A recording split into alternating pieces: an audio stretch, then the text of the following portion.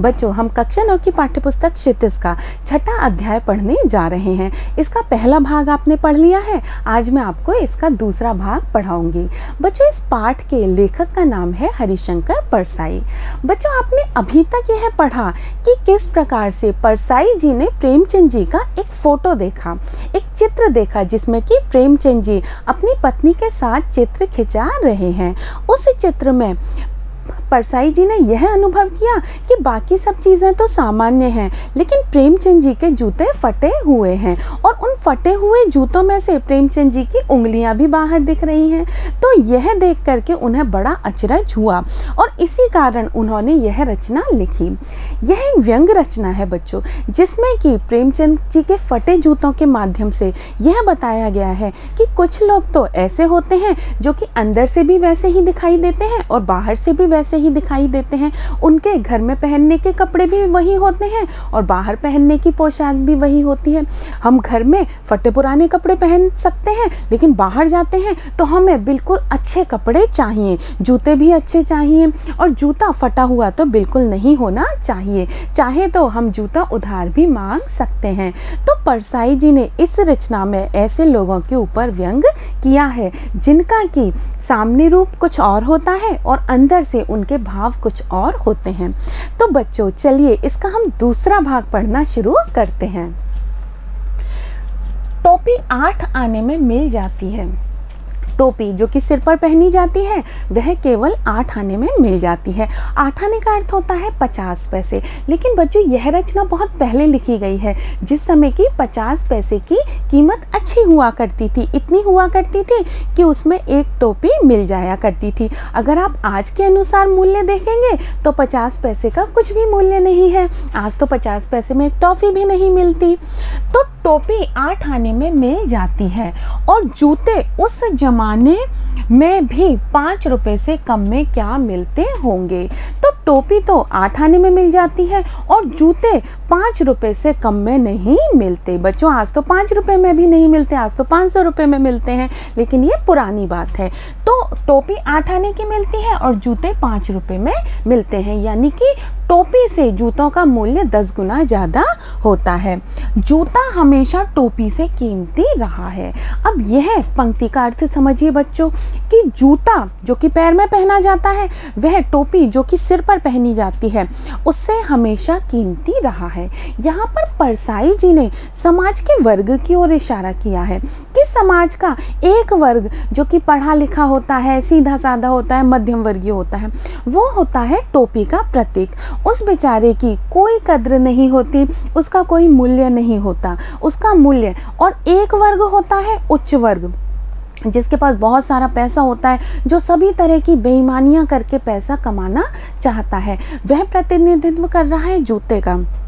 तो यहाँ पर परसाई जी कहते हैं कि टोपी का मूल्य हमेशा जूते से कम रहा है। जूता हमेशा महंगा होता है और टोपी हमेशा सस्ती होती है। कहने का तात्पर्य यह है कि जो सीधा साधा वर्ग होता है, जो पढ़ा लिखा वर्ग होता है, जो मध्यम वर्गीय वर्ग होता है, उसकी कीमत हमेशा जूते से कम होती है, या फिर बहुत पैसे वाले समृद्ध वर्ग से उसकी जो मूल्य होता है, जो कीमत होती है, वह कम होती है।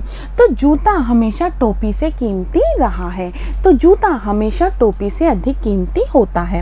अब तो जूते की कीमत और बढ़ गई है और अब तो जैसे जैसे समय व्यतीत हो रहा है जूता और ज़्यादा कीमती होता जा रहा है, यानी कि धनिक वर्ग और पैसे वाला वर्ग वह और ज़्यादा पैसे वाला होता जा रहा है और ज़्यादा कीमती होता जा रहा है। और एक जूते पर 2500 टोपियाँ न्योछावर होती हैं और एक जूते पर 2500 टोपियाँ न्योछावर की जा सकती हैं। उस पर 2500 टोपियों को वारा जा सकता है।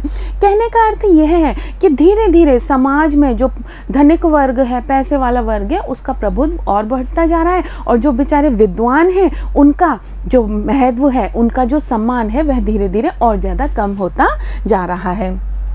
तुम भी जूते और टोपी के आनुपातिक मूल्य के मारे हुए हो। ऐसा लगता है कि तुम भी जूते और टोपी के आनुपातिक मूल्य के मारे हुए हो। आनुपातिक का अर्थ होता है अनुपात के अनुसार मूल्य निर्धारित करना, कि अनुपात के अनुसार मूल्य निर्धारित करना। आपने बच्चों अनुपात पढ़ा है, जैसे कि 2:4। अगर मेरे पास 12 टॉफ़ियाँ हैं तो मैं उन्हें अगर 2:4 के हिसाब से बांटूंगी तो कितनी कितनी आएंगी हिस्से में? एक के हिस्से में 4 आएंगी, दूसरे के हिस्से में 8 आएंगी।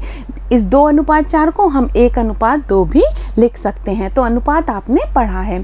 तो यहाँ पर जो लेखक है वह कह रहा है कि ऐसा लगता है तुम भी जूते और टोपी के आनुपातिक मूल्य के मारे हुए हो, कि समाज में जो जूते का और टोपी का आनुपातिक मूल्य है, यानी कि कितना भी आप विद्वान हैं, कितना भी आप समाज के लिए योगदान दे रहे हैं, कितना भी बड़े आप साहित्यकार हैं, लेकिन आपका महत्व हमेशा उस वर्ग से कम रहेगा जो कि पैसे वाला है। समाज में सम्मान भी आपको कम मिलेगा। तो आप भी इस जूते और टोपी के आनुपातिक मूल्य के मारे हुए हो। इनके मूल्य का जो अनुपात है कि टोपी का मूल्य हमेशा जूते के मूल्य से कम होता है, उसी प्रकार से जो विद्वान व्यक्ति होता है, जो साहित्यकार होता है, उसका मूल्य हमेशा धनी वर्ग से कम होता है। यह विडंबना का अर्थ होता है कष्टकर स्थिति। तो यह जो कष्टकर स्थिति है, यह जो दुखद स्थिति है, मुझे इतनी तीव्रता से पहले कभी नहीं चुभी।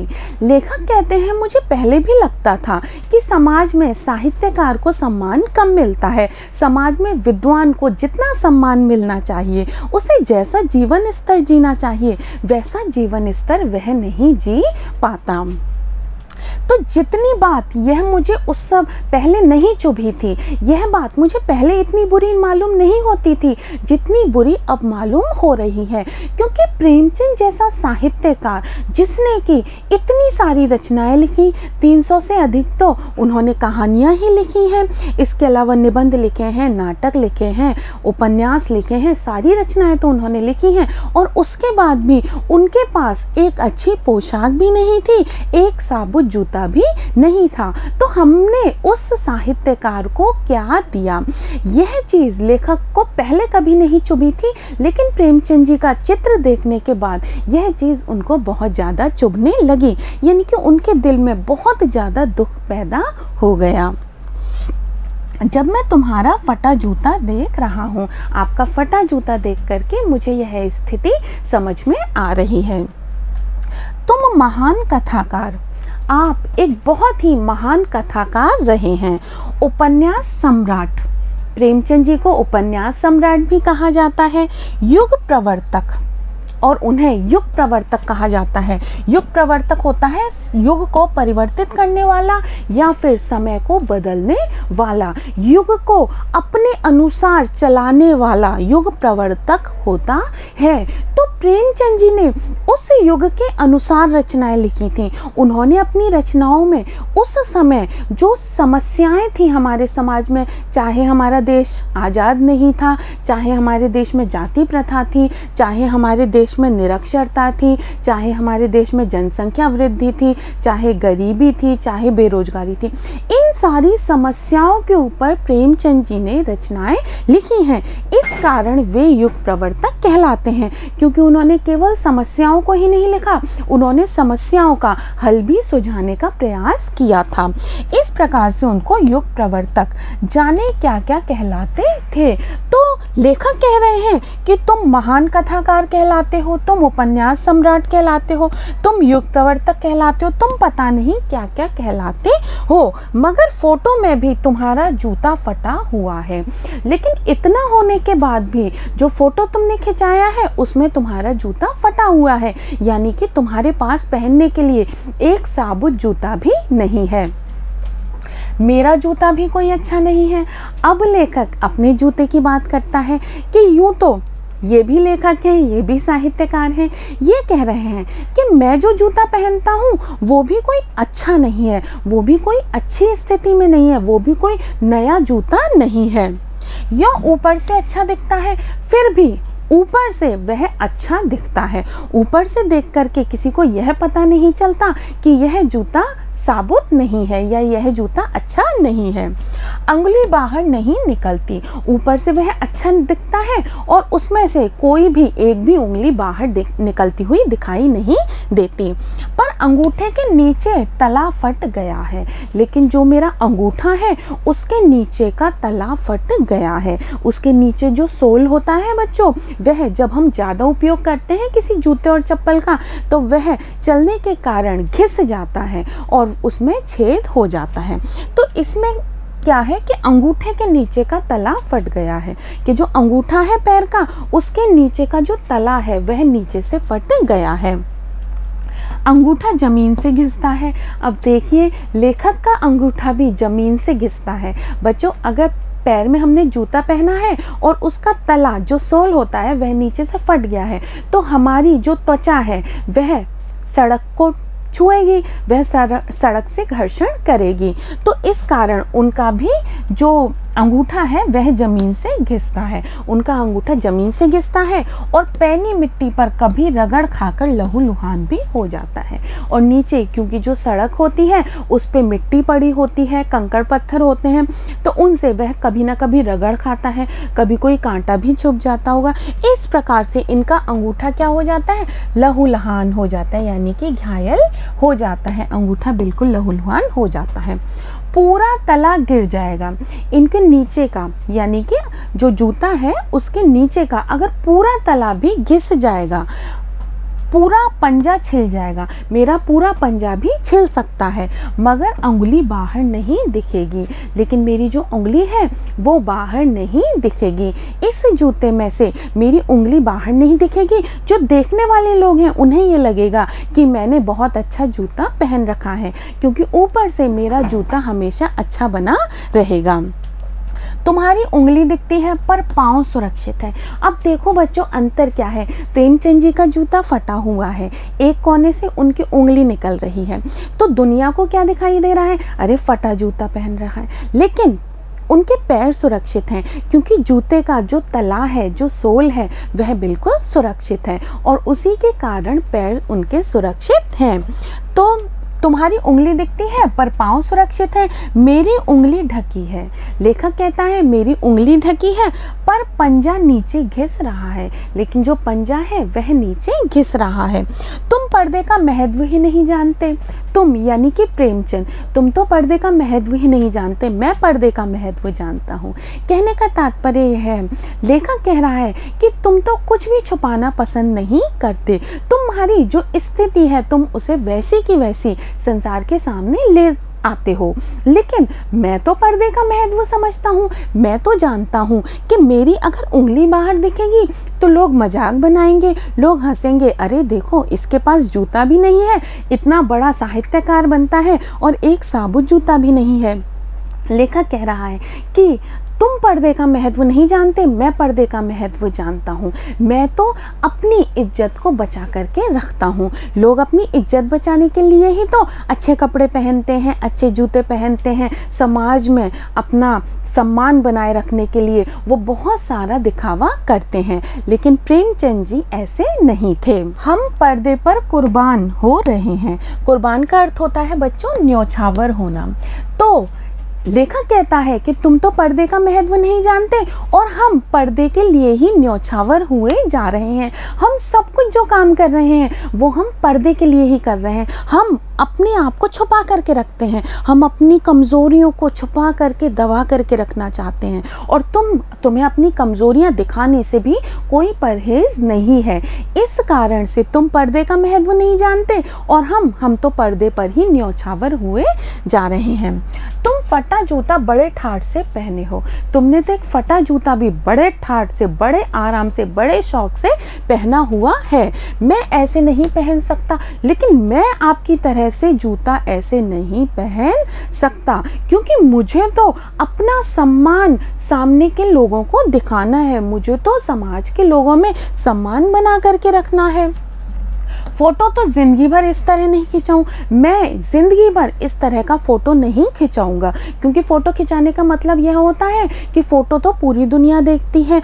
एक प्रकार से फोटो हमेशा के लिए एक सबूत हो जाता है कि इसके पास जूता नहीं था। अब प्रेमचंद जी का जो फोटो है वो 100 साल पहले खींचा होगा, लेकिन आज भी वह फोटो हम बहुत ही आसानी से देख सकते हैं। तो लेखक कह रहा है कि मैं तो फोटो जिंदगी भर इस तरह नहीं खिंचाऊंगा, चाहे कोई जीवनी बिना फोटो के ही छाप दे, चाहे कोई मेरी जीवनी को बिना मेरे फोटो के ही छाप दे, लेकिन अगर मेरे पास फोटो खिंचाने के लिए अच्छी पोशाक नहीं है तो मैं जीवन भर फोटो नहीं खिंचाऊंगा। कहने का तात्पर्य यह है कि लेखक को इस चीज़ का महत्व है कि मेरे ठीक वस्त्र होने चाहिए, ठीक जूते होने चाहिए, और समाज को यह पता होना चाहिए कि मेरी स्थिति खराब नहीं है।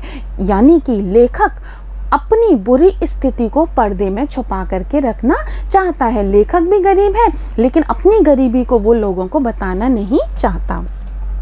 तुम्हारी ये व्यंग मुस्कान मेरे हौसले पस्त कर देती है।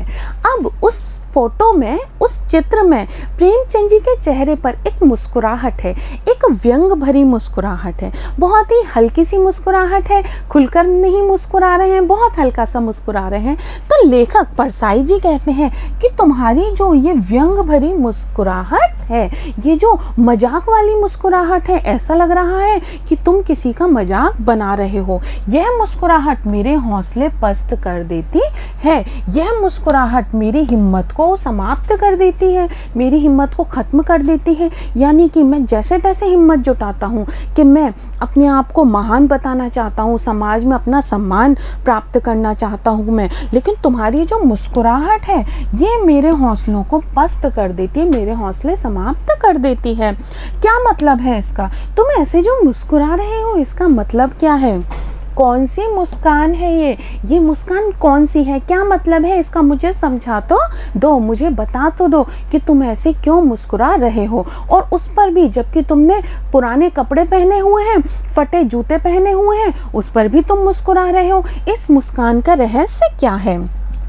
अब देखिए बच्चों, क्या होरी का गोदान हो गया प्रेमचंद जी की एक बहुत ही फेमस रचना है, एक बहुत ही प्रसिद्ध पुस्तक है गोदान। वह एक उपन्यास है, उसमें होरी नाम का पात्र होता है जो कि बहुत ज़्यादा धार्मिक होता है। उसे लगता है कि मुझे जीवन में एक बार गौ का दान करना चाहिए, क्योंकि हमारे हिंदू समाज में माना जाता है कि गौ का दान करना जो होता है उससे बहुत ज़्यादा पुण्य की प्राप्ति होती है। लेकिन होरी बेचारा एक गरीब किसान होता है, उसके जीवन में पहले ही बहुत संकट होते हैं, ना तो उसके पास पर्याप्त पैसा होता है, ना उसके पास पर्याप्त ज़मीन होती है, ज़मीन होती है वह भी रेहन रखी होती है। तो यहाँ पर लेखक पूछ रहा है कि तुम जो ये मुस्कुरा रहे हो, ये किस कारण से मुस्कुरा रहे हो?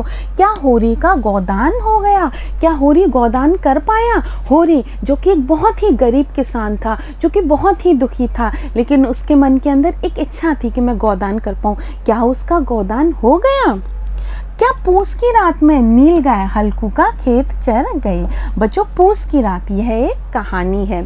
इस कहानी में क्या होता है? इस कहानी में हल्कू नाम का पात्र होता है जो कि पूस की रात में एकदम बहुत ठंड में अपने खेत की रक्षा कर रहा होता है। अब वो खेत की रक्षा इसलिए कर रहा होता है क्योंकि उस इलाके में नील गाय आकर के पूरे खेत का सत्यानाश कर जाती हैं, तो किसानों को रात रात भर अपने खेत की संभालना पड़ता है। तो यहाँ पर क्या होता है, इतनी ज़्यादा सर्दी होती है कि उस बेचारे को बहुत ज़्यादा कपकपा रहा होता है, उसके पास पहनने के लिए भी पूरे वस्त्र नहीं होते हैं।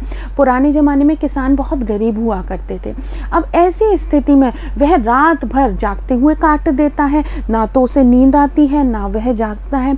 तो क्या पूस की रात में नील गाय हल्कू का खेत चर गई, कि क्या पूस की रात जो कहानी आपने लिखी है उसमें नील गाय हल्कू का खेत चर गई, उन्होंने हल्कू का खेत चर लिया या फिर हल्कू का खेत बच गया? क्योंकि कहानी के अंत में हल्कू जो पात्र होता है वह अंत में यह सोचता है, अब चाहे नील गाय मेरे खेत को चरती हैं चाहे नहीं चरती, मैं तो सो जाता हूँ। तो वो कह रहे हैं लेखक कि क्या आप इसलिए खुश हो, कहीं ऐसा तो नहीं है कि नीलगाय हल्कू का खेत चर गई हैं इसलिए आपके चेहरे पर ये व्यंग की मुस्कुराहट है? क्या सुजान भगत का लड़का मर गया क्योंकि डॉक्टर क्लब छोड़कर नहीं आया? यह एक रचना है बच्चों जिसमें कि सुजान भगत का लड़का बहुत ज़्यादा बीमार था। वह डॉक्टर को बुलाने जाता है लेकिन डॉक्टर नहीं आता क्योंकि वह अपने खेल में मग्न होता है। जो डॉक्टर होता है वह क्लब में खेल रहा होता है, क्लब में आनंद मना रहा होता है, इसलिए वह बच्चे को देखने के लिए नहीं आता। नहीं, मुझे लगता है माधो औरत के कफन के चंदे की शराब पी गया। बच्चों यह एक बहुत ही प्रसिद्ध कहानी है जिसका शीर्षक है कफन। तो कफन कहानी में माधो नाम का जो पात्र होता है वह बहुत ज़्यादा शराब पिया करता है। उसके पास शराब पीने के अलावा कुछ भी पैसा शेष नहीं रहता, यहाँ तक कि वह अपनी पत्नी का इलाज भी नहीं कराता है। और जब उसकी पत्नी मर जाती है तो लोग उसके लिए कुछ चंदा इकट्ठा करते हैं कि जाकर के ये कफन ले आए, लेकिन वह कफन लेने जाता तो है पर क्या वह कफन लेकर आता है या फिर बिना कफन के ही वापस आ जाता है, उन पैसों की भी शराब पी जाता है। तो माधो औरत के कफन के चंदे की शराब पी गया। क्या माधो अपनी औरत के लिए जो कफन लेने गया था उसके चंदे की भी वो शराब पी गया? इस कहानी में उन्होंने शराबी व्यक्ति के विषय में बताया है कि शराबी व्यक्ति का व्यवहार कैसा होता है। बच्चों ये वाली जो पुस्तकों के नाम मैंने आपको बताए हैं, कहानियों के नाम मैंने आपको बताए हैं, ये बहुत ज़्यादा प्रसिद्ध हैं।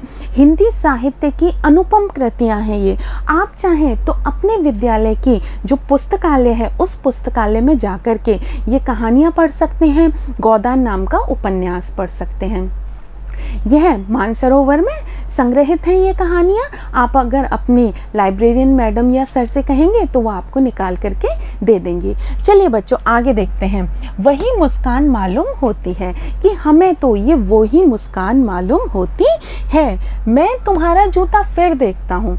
अब लेखक उस जूते को फिर से देखता है। कैसे फट गया ये? मेरी जनता के लेखक, अरे मेरी जनता के लेखक, तुम्हारा जूता इस प्रकार से कैसे फटा है? आश्चर्य की बात है, जब हम जूते का बहुत अधिक प्रयोग करते हैं तो जूते का तला घिसता है, जूते का तला घिस घिस कर नीचे से फट जाता है, लेकिन तुम्हारा जो जूता है वह तो ऊपर से फट गया है। ऊपर से फटने का कारण क्या है? कोई ना कोई विशेष कारण रहा होगा। कैसे फट गया ये? मेरी जनता के लेखक, अरे मेरी जनता के लेखक, ये जूता तुम्हारा कैसे फट गया? क्या बहुत चक्कर काटते रहे? क्या तुमने बहुत ज़्यादा चक्कर लगाए? क्या बनिए के तगादे से बचने के लिए मील दो मील का चक्कर लगाकर घर लौटते थे? क्या बनिए के तगादे से बचने के लिए? बच्चों बनिया कौन होता है? बनिया होता है जो हमें राशन देता है, जो दुकानदार होता है जहाँ से हम राशन लाते हैं उसे यहाँ पर बनिया कहा गया है। जिस दुकान से हम घर का सामान लेकर आते हैं, तो कई बार ऐसा होता है बच्चों हमारे पास पैसे नहीं होते तो हम सामान उधार भी ले आते हैं, बनिए से या दुकानदार से कह आते हैं कि हम पैसा बाद में दे देंगे, जब हमारा वेतन मिलेगा तब दे देंगे या जब हमारी फसल बिकेगी तब दे देंगे। लेकिन जो बनिया होगा वो एक समय के बाद अपने उधार का तकादा करना शुरू कर देगा। तकादा होता है उधार की याद दिलाना। वो आपको जब भी देखेगा वो आपसे कहेगा अरे वो उस दिन के पैसे बचे हुए हैं। तो क्या बनिए के तकादे से बचने के लिए मील दो मील का चक्कर लगाकर घर लौटते रहे कि कहीं आप बनिए के उधार याद दिलाने से बचने के लिए मील दो मील का लंबा चक्कर लगा करके घर लौटते रहे जिससे कि आपका सामना बनिए से ना हो? कहीं ऐसा तो नहीं है क्योंकि आपके पास तो फटा हुआ जूता था, पहनने के लिए जूता भी नहीं है, तो ज़रूर से बनिया भी आपको परेशान करता होगा, दुकानदार भी आपसे उधार मांगता होगा। चक्कर लगाने से जूता फटता नहीं है, लेकिन फिर भी अगर आपने मील दो मील का चक्कर लगाया भी होगा तो भी जूता फटेगा नहीं, क्योंकि आपका जूता तो ऊपर से फटा है, क्योंकि जूता घिस जाता है। क्योंकि जब हम ज़्यादा चलते हैं तो जूता घिस जाता है लेकिन ऊपर से नहीं फटता। आपका जूता तो ऊपर से फटा है। कुंभन दास का जूता भी फतेहपुर सीकरी आने जाने में घिस गया था। बच्चों, कुंभन दास जो थे वे अष्टछाप के कवि थे, बहुत ही प्रसिद्ध कवि थे। तो एक बार क्या हुआ कि कुंभन दास को, आपने अकबर का नाम सुना होगा, सम्राट अकबर का, तो सम्राट अकबर ने अपनी राजधानी सीकरी में बना ली थी जो कि उत्तर प्रदेश में स्थित है। तो सीकरी में राजधानी थी। तो अकबर ने एक बार सोचा कि मैं कुंभन दास जी को बुलाता हूँ और उनका सम्मान करता हूँ। उन्हें बुला करके, बहुत बड़े कवि हैं तो उनको अच्छा सा सम्मान मैं प्रदान करता हूँ। तो अकबर ने कुंभन दास को एक पत्र लिख करके बुलावा भेजा। तो कुंभन दास का जूता भी फतेहपुर सीकरी आने जाने में घिस गया था। तो बेचारे कुंभन दास फतेहपुर सीकरी गए, तो फतेहपुर सीकरी आने जाने में उनका जूता बहुत ज़्यादा घिस गया, फट गया। क्योंकि बच्चों उस समय आज की तरह से ट्रेन, बस ये तो हुआ नहीं करती थी। जो सामान्य आदमी होते थे वो या तो पैदल चला करते थे या बैलगाड़ी वगैरह में चला करते थे। अब कुंभन दास तो वैसे ही सन्यासी थे, तो वह पैदल गए होंगे और उनका जूता घिस गया। उसे बड़ा पछतावा हुआ। कुंभन दास को इस बात से बहुत ज़्यादा पछतावा हुआ कि मैं सीकरी आया और मेरा जो जूता है वह घिस गया। उसने कहा, आवत जात, आवत यानी आते हुए, जात यानी जाते हुए, पन्हैया, पन्हैया यानी जूता या जूतियाँ, पैरों में पहने जाने वाले जूते। तो आवत जात पन्हैया घिस गई कि मेरा तो आने और जाने में ही मेरे तो पैर का जूता घिस गया। बिसर गयो हरि नाम, और हरि नाम यानी कि ईश्वर का नाम, कि जिस ईश्वर को मैं हमेशा याद करता रहता था उसका नाम भी बिसर गया। तो यहाँ पर कुंभन दास जी कहते हैं कि सीकरी आने जाने में मेरी पन्हैया घिस गई और आने जाने में मैं इतना परेशान हो गया कि ईश्वर का नाम लेना भी भूल गया। बिसर गयो यानी कि भूल गया हरि नाम, ईश्वर का नाम। और ऐसे बुलाकर देने वालों के लिए कहा है। फिर कुंभन दास जी को उन पर भी क्रोध आया कि भाई अगर आपको पुरस्कार देना है, अगर आपको सम्मान करना है तो जहाँ हम रहते हैं वहाँ पर आइए और हमारा सम्मान कीजिए। ऐसे बुलाकर, यानी कि आप बुला करके सम्मान दे रहे हैं कि हमें हमारे घर से अपने घर बुला रहे हैं और वहाँ पर हमारा सम्मान कर रहे हैं। तो ऐसे बुलाकर देने वालों के लिए कहा था। तो उन्होंने अकबर के लिए कहा, जिनके देखे दुख उपजत है। कैसे बुलाकर देने वालों को देखकर तो दुख पैदा होता है। जिनके देखे दुख उपजत है, जिनको देख करके दुख पैदा होता है। तिनको करबो पर सलाम, उन्हीं को हमें उनके पास जाकर के सलाम करना पड़ रहा है। चलने से जूता घिसता है, इससे पता चलता है कि जूता चलने से घिसता है, फटता नहीं। लेकिन फटता नहीं है। तुम्हारा जूता कैसे फट गया? तो तुम्हारा जूता कैसे फट गया?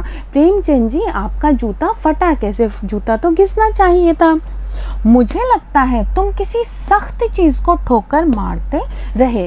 अब लेखक इस निष्कर्ष पे निकला है कि मुझे ऐसा लगता है कि तुम इस जूते से किसी बहुत ही कठोर चीज को लगातार टक्कर मारते रहे। कोई चीज जो परत पर दरत सदियों में जम गई है, कोई ऐसी चीज जो परत दर परत, एक परत के ऊपर दूसरी परत सदियों से जम गई है, कई सौ सालों से जम गई है। अब यहाँ पर किस चीज की तरफ इशारा किया है लेखक ने? यहाँ इशारा किया है उन्होंने हमारी सामाजिक विडंबनाओं पर, हमारे अंधविश्वासों पर, हमारी सामाजिक व्यवस्था पर, हमारे समाज में जो दुख हैं, जो बुराइयां हैं, जो कमजोरियां हैं, उनके ऊपर। तो लेखक कह रहा है कि मुझे ऐसा लगता है कि तुम किसी कठोर चीज को लगातार अपने जूते से ठोकर मारते रहे और इसी कारण तुम्हारा जूता फट गया। क्योंकि प्रेमचंद जी ने हमारी सामाजिक जो बुराइयां हैं, हमारी जो विडंबनाएं हैं, उन पर ही लेखन कार्य किया था। तो देखो बच्चों, कोई चीज़ जो परत दर परत, जो एक परत के बाद दूसरी परत सदियों यानी कि कई सौ सालों से जम गई है, उसे शायद तुमने ठोकर मार मार कर अपना जूता फाड़ लिया। उन्हीं बुराइयों से शायद तुम लड़ते रहे और उन्हीं बुराइयों से लड़ने के लिए तुमने ठोकर मार मार कर अपना जूता फाड़ लिया। कोई टीला जो रास्ते पर खड़ा हो गया था, एक टीला जो तुम्हें रोकने वाला था, जो तुम्हें आगे नहीं बढ़ने दे रहा था, वह तुम्हारे रास्ते में खड़ा हो गया था।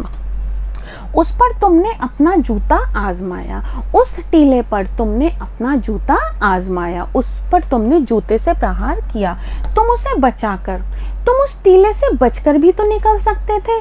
तुम प्रयास करते कि तुम इस तरफ ध्यान ही नहीं देते, तुम उसको बिल्कुल हटा करके उसके बिल्कुल बगल से रास्ता निकाल करके जा सकते थे, उसके बगल से भी तो निकल सकते थे। तुम अगर उस टीले को, उस पत्थर को नहीं मारते तो भला तुम्हारा क्या बिगड़ जाता, तुम्हारा जूता भी बच जाता। कहने का तात्पर्य यह है कि तुमने ऐसी रचनाएं लिखी जिसमें समाज के गरीब वर्ग का, समाज के दुखी वर्ग का वर्णन है। तुम अपनी समाज की विडंबनाओं का चित्रण ना करके पैसे वालों की तारीफ करते, जो ऐसे लोग थे जिनको समाज में शक्ति प्राप्त थी, उनके बारे में लेखन लिखते, तो क्या तुम्हारी स्थिति इतनी बुरी होती? लेकिन तुमने ऐसा नहीं किया। तुमने तो अपने रास्ते के जो टीले थे, जो बुराइयां थी, जो अंधविश्वास थे, उन्हें ठोकर मार मार कर अपना जूता फाड़ लिया। लेकिन तुम्हारे जैसे और भी तो रहे होंगे जो उस टीले को देख कर भी अनदेखा करके बगल से निकल करके चले गए। टीलों से समझौता भी तो हो जाता है, टीलों से लोग समझौता भी तो कर लेते हैं, टीलों से दोस्ती भी तो कर लेते हैं। सभी नदियां पहाड़ थोड़े ही फोड़ती हैं, सारी नदियां पहाड़ों में रास्ता तो नहीं निकालती। तुम्हें क्या ज़रूरत थी कि तुम पहाड़ में रास्ता निकालने चले थे? इस प्रकार से तुमने अपना ही नुकसान किया, तुम्हारा ही इसमें नुकसान हुआ था। कोई रास्ता बदल कर घूम कर भी तो चली जाती हैं। बहुत सारी नदियाँ होती हैं जो अगर रास्ते में पहाड़ आता है तो उस पहाड़ को वहीं छोड़ करके अपना रास्ता बगल से निकाल कर चली जाती हैं। तुम भी ऐसा कर सकते थे और अगर ऐसा करते तो तुम्हें कोई भी हानि नहीं होती, लाभ ही लाभ होता। तुम समझौता कर नहीं सके, लेकिन तुम्हारा तो स्वभाव ही नहीं है समझौता करने वाला। तुम समाज से समझौता नहीं कर पाए, तुम उन लोगों से समझौता नहीं कर पाए जो कि समाज में कष्ट पैदा करने वाली स्थितियां पैदा करते हैं। क्या तुम्हारी भी वही कमजोरी थी जो होरी को ले डूबी? क्या तुम्हारे अंदर भी वही कमजोरी थी जो गोदान कहानी या उपन्यास के पात्र होरी के अंदर थी? जिस प्रकार से होरी भी समझौता नहीं कर पाया, क्या तुम भी समझौता नहीं कर पाए? वही नेम धर्म वाली कमजोरी, वही नेम धर्म यानी नियम धर्म, नियम और कर्तव्य। तो जिस प्रकार से होरी बहुत ही धार्मिक भावना वाला था, उसके मन में दृढ़ विश्वास थे, उन दृढ़ विश्वासों को होरी छोड़ नहीं सका। क्या उसी तरह से तुम भी नियम धर्म वाले थे? तुम भी अपने नियम और कर्तव्य का पालन करने वाले थे? क्या यही तो तुम्हारी कमजोरी नहीं थी? अगर यह कमजोरी नहीं होती तो होरी को भी कोई दिक्कत नहीं होती, उसे क्या ज़रूरत थी गोदान करने की? और यही कमजोरी तुम्हारे अंदर थी, इसी कारण से तुम उस रास्ते पर चले जिस पर कष्ट ही कष्ट थे। तुमने एक सीधा साधा साफ सुथरा रास्ता नहीं अपनाया। मगर तुम जिस तरह मुस्कुरा रहे हो उससे लगता है कि शायद नेम धर्म तुम्हारा बंधन नहीं था, लेकिन तुम्हारी मुस्कुराहट को देखकर ऐसा लगता है कि शायद नियम धर्म तुम्हारा बंधन तो कभी बंधा ही नहीं। तुम नियम धर्म तुम्हारा जो है वह तुम्हारे लिए कभी बंधन नहीं बना, उसमें तुम कभी बंधे नहीं, बल्कि वह तो तुम्हारी मुक्ति थी, बल्कि उसने तो तुम्हें स्वतंत्र किया, उसने तो तुम्हें मुक्त किया, तुम्हारे व्यक्तित्व का विकास किया, तुम्हें इतना महान बनाया। तुम्हारी यह पाँव की उंगली मुझे संकेत करती सी लगती है। तुम्हारी जो पाँव की उंगली है यह मुझे एक संकेत यानी कि इशारा से करती हुई दिखाई देती है, जिसे तुम घृणित समझते हो, जिसे तुम घृणायोग समझते हो या जिससे तुम नफरत करते हो। ऐसा लगता है कि यह उंगली एक इशारा करती है जिसे तुम नफरत करने योग्य समझते हो उसकी तरफ हाथ की नहीं पाँव की उंगली से इशारा करते हो। ऐसा लग रहा है कि इस पैर की उंगली से तुम इशारा कर रहे हो उसकी तरफ जिससे तुम घृणा करते हो, जिस व्यवस्था से तुम नफरत करते हो, जिन लोगों से, जिन बुरे लोगों से आप नफरत करते हो उनकी तरफ यह आपकी उंगली इशारा कर रही है। और आप हाथ की उंगली से इशारा नहीं करते, क्योंकि सामान्य लोग तो हाथ की उंगली से इशारा करते हैं और हाथ की उंगली का जो इशारा होता है वो सीधा इशारा होता है, उससे क्या होता है, सीधे दुश्मनी हो जाती है। तो तुम हाथ की उंगली से इशारा नहीं कर रहे हो, तुम पैर की उंगली से, पाँव की उंगली से इशारा करते हो। तुम क्या उसकी तरफ इशारा कर रहे हो जिसे ठोकर मारते मारते तुमने जूता फाड़ लिया? क्या तुम्हारी उंगली उसकी तरफ इशारा कर रही है जिसको ठोकर मार मार कर तुमने जूता फाड़ लिया? क्या समाज की उन बुरी स्थितियों की ओर तुम्हारी उंगली इशारा कर रही है? मैं समझता हूँ, तुम्हारी उंगली का इशारा भी समझता हूँ और यह व्यंग मुस्कान भी समझता हूँ।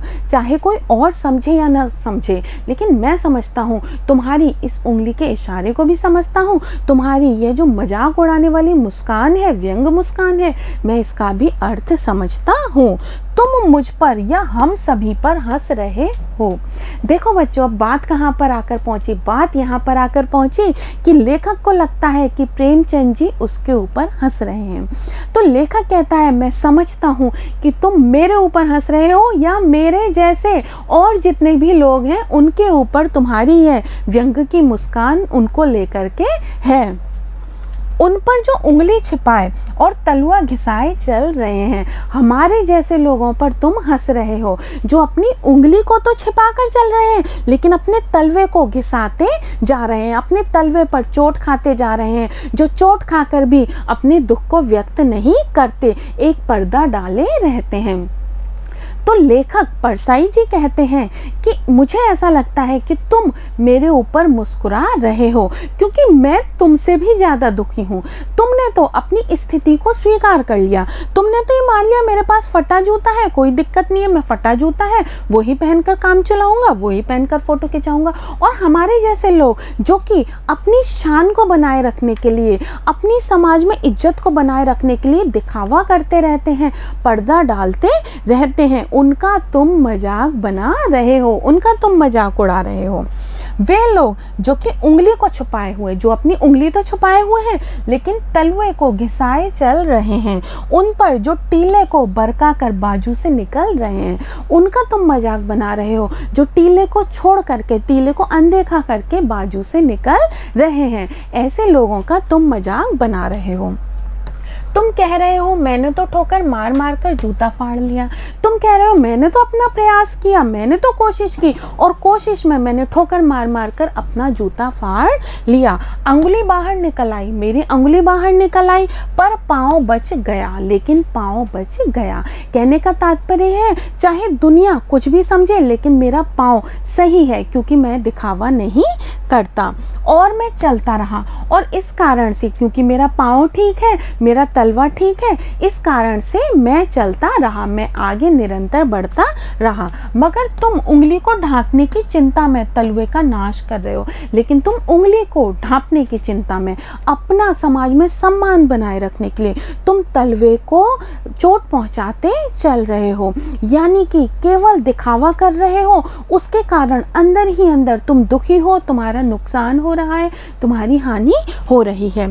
तुम चलोगे कैसे जब तुम्हारा तलवा, इसका नाश हो गया है, तलवा बिल्कुल लहूलुहान हो गया है, तो तुम चलोगे कैसे, तुम आगे कैसे बढ़ोगे, समाज को तुम कुछ भी कैसे दे पाओगे। मैं समझता हूँ, मैं तुम्हारे फटे जूते की बात समझता हूँ, मैं अच्छी तरह से तुम्हारे फटे जूते की बात को समझता हूँ। तुम्हारे इस फटे जूते का जो रहस्य है उस रहस्य को मैं जानता हूँ। अंगुली का इशारा समझता हूँ, मैं तुम्हारी अंगुली का इशारा समझता हूँ, तुम्हारी व्यंग मुस्कान समझता हूँ, मैं तुम्हारी व्यंग की मुस्कान को समझता हूँ। तुम्हारी ये जो मुस्कान है जो मेरे जैसे लोगों को देख करके तुम्हारे चेहरे पर आई है, उस मुस्कान को भी मैं समझता हूँ। बच्चों, हमने कक्षा 9 की पाठ्यपुस्तक क्षितिज का 6ठा अध्याय प्रेमचंद के फटे जूते पढ़ लिया है। यह एक बहुत ही रोचक अध्याय है। मुझे लगा है कि आपको यह बहुत ही अच्छा लगा होगा और समझ में भी आ गया होगा। मैं अब आपको अगली कक्षा में इस पाठ के प्रश्नोत्तर कराऊंगी। तब तक के लिए मुझे आज्ञा दीजिए। नमस्कार।